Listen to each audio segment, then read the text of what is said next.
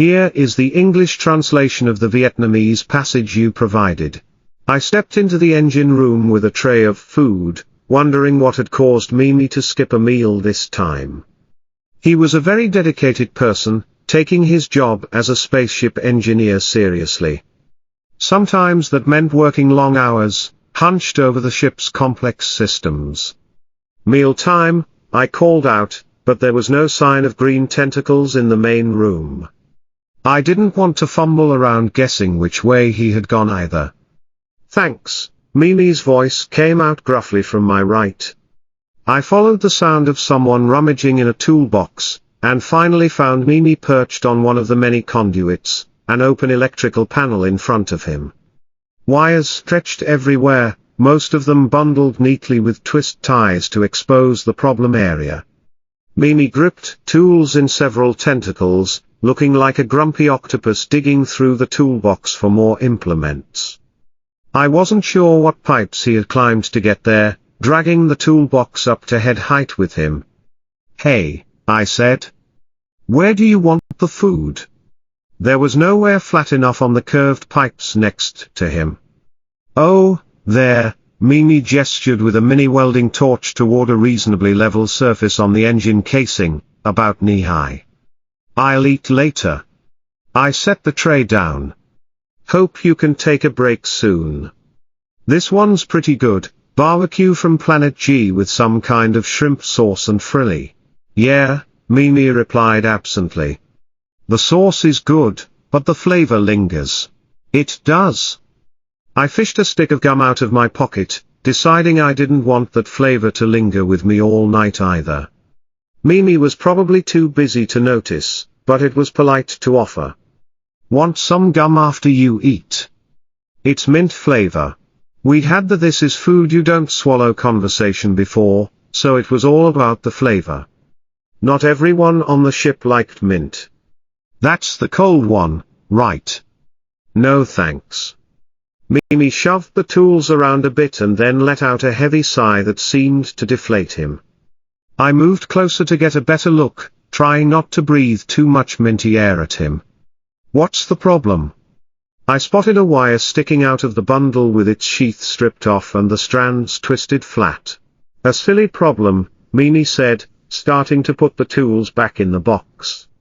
"I spent all day trying to find where the disconnection was and it turned out to be just a single loose wire. I can't believe how much time I wasted checking everything else." I considered before saying, "You know you can ask for help, right? Not everyone was busy today. You don't have to do everything yourself." Mimi waved a tentacle instead of shaking his head. "It would take longer to train someone than to do it myself." "Are you sure?" I pressed. "They don't need to know everything to be an extra pair of hands or tentacles." "There's a lot to know," Mimi said. "Even this loose wire needs a delicate touch to solder back in place. You have to set the welder to the right setting, hold the wire but not get your flesh too close, and look through the filter so you don't hurt your eyes." "Yeah, sounds like welding," I agreed. "Do you have a welding mask or something?" I didn't see anything that looked like a face shield or even sunglasses, but those probably wouldn't fit his tentacled head anyway. "A small filter is enough for this size," Mimi said, holding up a dark paddle-shaped thing. "The mini welder doesn't throw sparks." I realized he had enough tentacles that he could hold something in front of his face and still work. No need for protective glasses strapped to his head. Must be convenient. He was still talking, interested in the topic now. While I could train someone to weld effectively, I don't want to risk the integrity of the ship with a novice. I also don't want to send someone off with burned details because they tried to hold the flame without fixative gel. I glanced through the toolbox. "Can't you hold it with pliers or something?" "This tangle doesn't leave much room for pliers," Mimi said, poking a tentacle tip into the wire bundle. "At that depth I can just see where the stray wire needs to go. I can get my hand in there, but pliers and the welder both would make it hard to see what you're doing. Now I could disconnect a few parts, but I've wasted enough time already."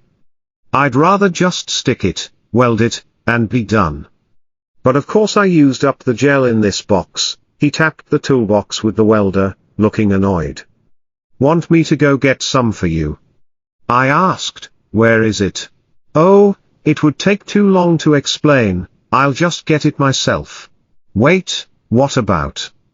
I took the gum, wrapped it around the sheath of the wire, then poked my finger in and stuck it to the other side. Will that work? Did I put it in the right place?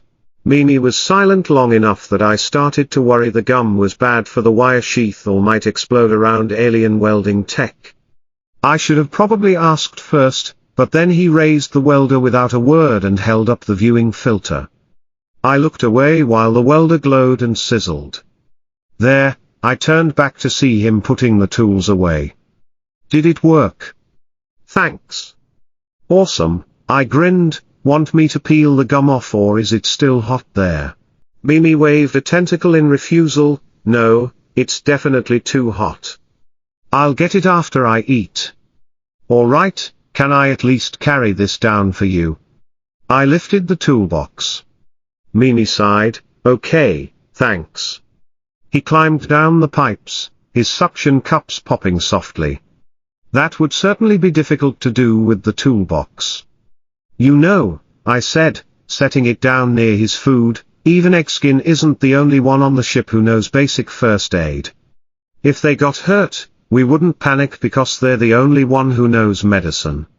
You can do your job better if you make sure at least a few other crew members can do basic checks. Mimi sat down next to the tray, looking like he was trying not to sigh again. You're right, he admitted. But it chills me to the core to think of Blip and Blop frantically adjusting a rod and jamming something causing a malfunction. Yeah, you'll have to be careful about who you assign tasks to, I said, but they'd be great at moving heavy things like the panel covers you have to take off first.